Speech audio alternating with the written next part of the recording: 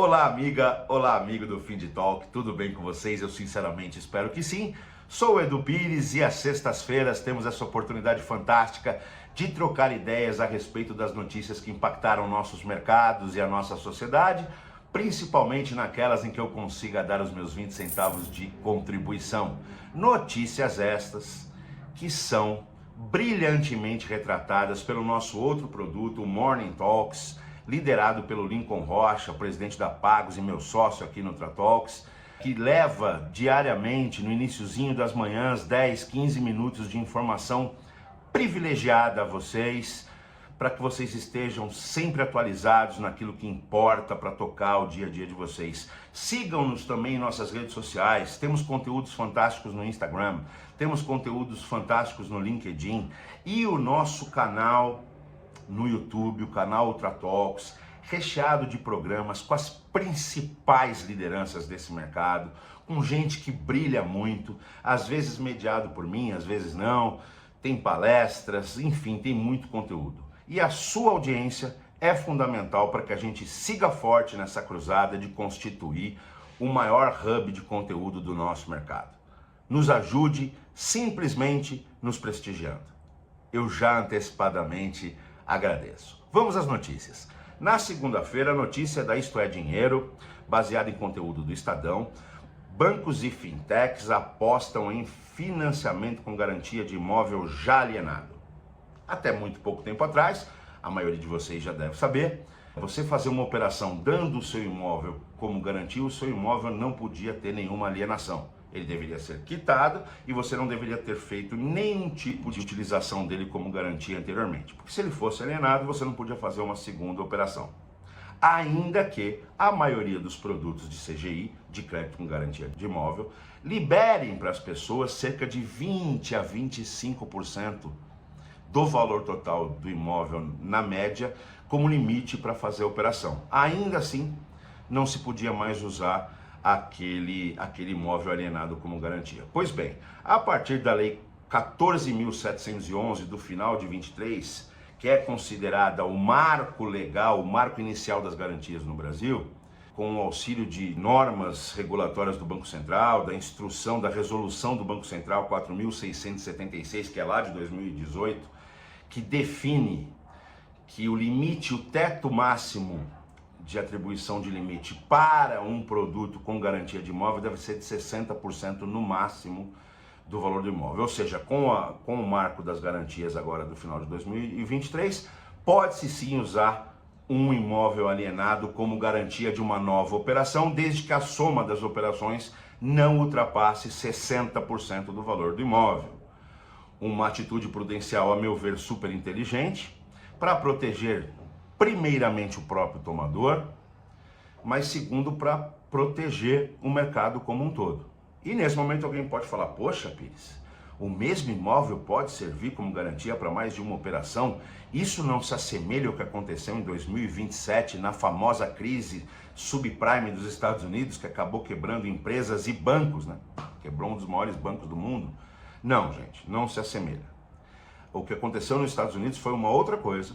Primeira coisa que vocês precisam entender é que uma coisa é o crédito imobiliário, em suas diversas formas. Nos Estados Unidos, a forma mais universal é a hipoteca, é a carteira hipotecária. É o crédito para aquisição e ou para construção do imóvel. E outra coisa são os produtos que estamos tratando aqui agora, os produtos CGI, de crédito com garantia real em um imóvel. Né? Quando você dá um imóvel sem garantia para uma operação de crédito, que às vezes é para outro fim, nada ligado diretamente ao imóvel. O imóvel é apenas um instrumento de garantia que você concede naquela operação, para que aquela operação de crédito tenha menos risco para a instituição que vai te ofertar o crédito, consequentemente, um menor custo desse crédito para você pagar. O que aconteceu nos Estados Unidos foi que, como resposta à crise anterior de 2001, da bolha da internet, não sei se vocês se lembram, onde várias .coms foram quebrando em efeito dominó, em efeito cascata, e isso afetou gravemente o crescimento da economia americana, o regulador americano, na contramão da história, resolveu, como forma de realimentar a economia americana, resolveu ser leniente em algumas regras. e permitiu, por exemplo, que o mesmo imóvel fosse alvo de várias carteiras hipotecárias. Ou seja, foram pensados casos naquela época em que a mesma garantia tinha sido alvo de 3, 4, 5 hipotecas. Ou seja, o valor em exposição a risco era 500, 600% maior do que o valor do próprio imóvel em garantia. Ou seja, não existia mais garantia real. Além disso, criaram-se instrumentos de investimento terciários, que as pessoas investiam nesse risco, investiam nessas carteiras hipotecárias. Houve uma total e absurda perda de controle por parte do regulador e uma necessidade de crescimento desenfreado por parte das instituições, aportando operações que não tinham absolutamente nenhum lastro. Não é o que está acontecendo aqui no Brasil. Nesse momento, o que está acontecendo aqui no Brasil, eu posso dizer, é o caminho contrário. É a criação de uma regulação inteligente, é a criação de uma regulação moderna, que estabelece um limite de 60% do valor do imóvel para que você o use como garantia. Isso faz com que a média de 20, 25% de operação, que mantinha 35, 40% de ociosidade naquele asset, naquele ativo que você possuía, permite que essa ociosidade seja utilizada. Consequentemente, vai permitir no médio prazo o aumento da oferta de crédito no Brasil. Não vou repetir, vou. Nós precisamos aumentar os negócios de crédito no Brasil. Eu já falei disso várias vezes, acessem os programas anteriores e você verá. Então é uma excelente notícia. Alguns bancos já começaram a testar esse mecanismo. Tem toda uma regra de utilização para os casos de inadimplemento, como se usa, então tem uma regra de prioridade. Quem ofereceu o primeiro produto vai ofertar primeiro. Isso faz com que os bancos Itaú, Santander e algumas fintechs que estão saindo na frente tenham preocupações, ofereçam primeiro para aquele cliente cuja primeira operação aconteceu nas suas instituições, porque se o cliente fez uma primeira operação e deu como garantia 25% do valor do seu imóvel para o banco A, o banco B tem preocupação, porque como é que vai ser a tomada de garantia desse cara no caso de implemento do produto A? O cara está inadimplente só no produto A com o banco A, ele não está inadimplente comigo no banco B, e aí eu não posso lançar a mão da garantia, mas aí esse cara já lançou, como é que vai funcionar? Então tem que entender melhor, tem que pacificar essas regras, mas em linhas gerais é um motivador bastante interessante para o aumento necessário, né, para o aumento da oferta de crédito que precisamos nesse país como sociedade. A mistura da irresponsabilidade regulatória não está acontecendo aqui, com a ganância não está acontecendo aqui, é justamente o contrário. Criou-se um arcabouço regulatório e os bancos, percebendo isso, começaram a ofertar. As operações de crédito com garantia real, seja de imóvel, seja de veículo, elas são bastante interessantes, pois nós como tomadores, nós como usuários dessas carteiras, temos acesso a preços menores. Obviamente você precisa ficar muito atento com o que você faz com o seu imóvel, com o seu asset, você precisa ficar atento à exposição que você coloca o seu patrimônio, né? Haja vista não ser interessante para ninguém perder o seu imóvel por conta da contratação de um produto inadequado ou no momento inadequado para você. Então tome muito cuidado. Do mesmo jeito que a gente sempre pede aqui para que as instituições tenham o desejo do crescimento responsável, sem o efeito predatório, é preciso também que o indivíduo se conscientize. Mas muito legal essa notícia, muito importante essa notícia para o crescimento da oferta de crédito tão necessário para a nossa sociedade. Na terça-feira, a notícia é da TI Inside, através de sua redação. Serpro e Banrisul criam rede blockchain para operar o Drex. A gente tem meio que duas threads importantes aqui no nosso Find Talk, né? Eu falo muito da importância da concessão de crédito e tenho falado bastante do Drex. Nós vamos trazer muitas novidades sobre esse tema aqui, porque, de novo, é a nossa CBDC, é a nossa moeda digital de Banco Central, é o real digital, e isso vai possibilitar uma inovação absurda, um sem número de usabilidades, vai tem um efeito transformacional enorme. Para quem não sabe o que é SERPRO, é o Serviço de Processamento de Dados do Governo Federal. É a autarquia que processa os dados do próprio governo federal e que também vende serviços a partir da criação dessa. Imagine o tamanho, né, a magnitude de uma operação para processar os dados do governo federal. A partir daí ela criou instrumentos para vender produtos de tecnologia. E o Banrisul é o Banco do Estado do Rio Grande do Sul, criado em 1928 como uma estadual do grande estado do Rio Grande do Sul, que nos últimos anos abriu capital, então hoje é uma estrutura de economia mista, controlada ainda pelo estado do Rio Grande do Sul. O Banrisul e o SERPRO, em março de 2024, o Banrisul utilizando do seu lado estatal, em março de 2024, agora, em Brasília, assinou um acordo de cooperação tecnológica com o SERPRO, muito mais amplo, e o primeiro entregável desse grande acordo de cooperação é essa rede blockchain, para poder estar preparado para operar o Drex aí muito em breve, quando o Banco Central lançar. Quais são os meus 20 centavos aqui?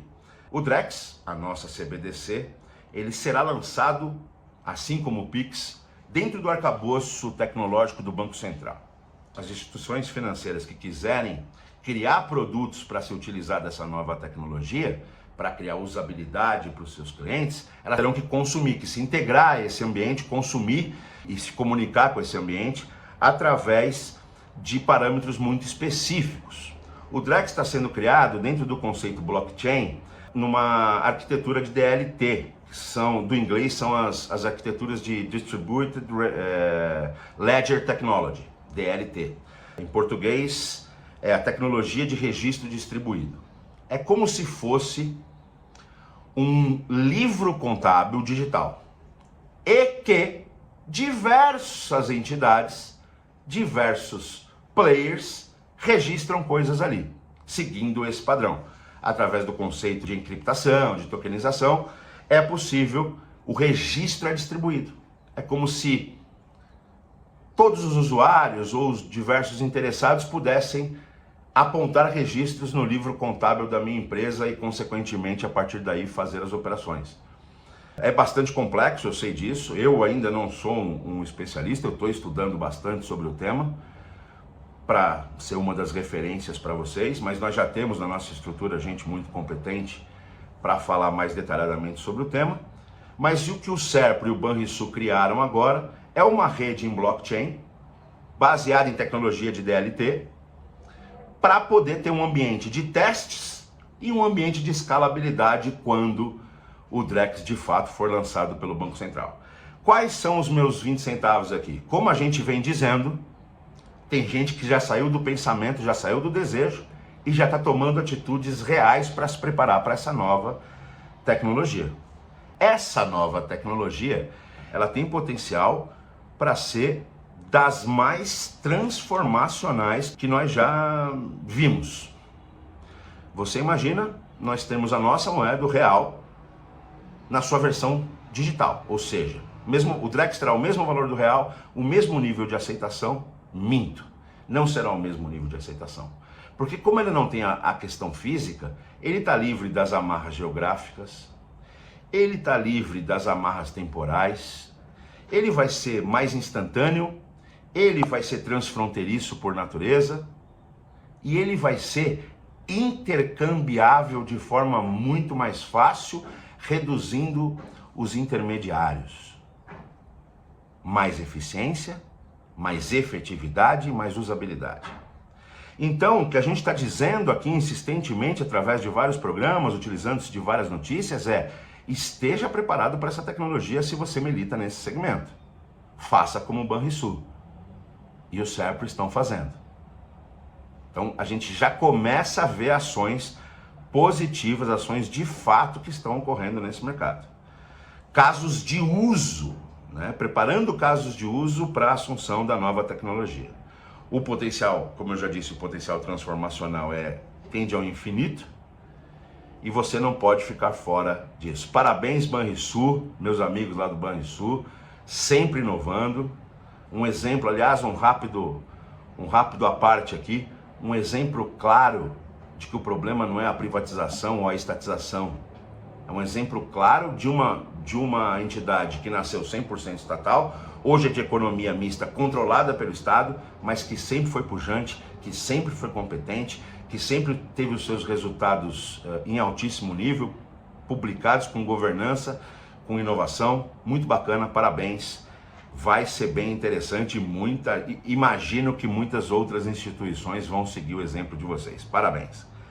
Na quarta-feira, a notícia do Valor Econômico pela Adriana Matos: bets são um problema de saúde pública e podem afetar o varejo, diz o CEO da Magalu.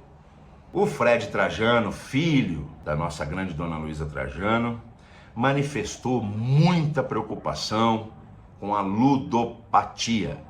O que é a ludopatia? É o mal, é o vício em jogos.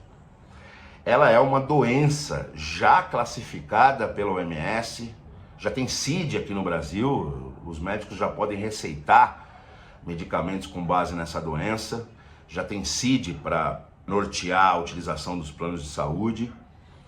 Ou seja, a ludopatia é uma doença. O aumento da oferta de jogos de azar através até do celular, essa facilitação, aumentam os casos de ludopatia. Aumenta a oferta, aumenta os casos de ludopatia. Isso é uma coisa que não dá pra gente lutar contra. A gente sabe que esse mal decorrente dessa atividade econômica, existe esse mal acessório e que ele não deve ser tratado de forma irresponsável. Sim, talvez ele seja uma situação de saúde pública, mas por outro lado, o aumento da arrecadação com a entrada do Brasil de forma responsável nesse negócio, através das inúmeras discussões, das inúmeras entidades de jogo responsável já criadas no Brasil, as discussões sérias e maduras que estão acontecendo através desse tema, tem que se preocupar com essa questão. Mas eu sempre tenho dúvida se essas preocupações manifestadas, elas de fato estão calcadas na preocupação social, ou se elas estão mais calcadas à segunda parte da notícia, que é o quanto isso impacta o varejo. Diz o Fred Trajano, entre aspas para o Fred, que eles já detectaram uma mudança no comportamento de consumo, com as pessoas dedicando um pedaço de seu dinheiro para fazer apostas, ao invés de consumir. Aonde vão os meus 20 centavos aqui?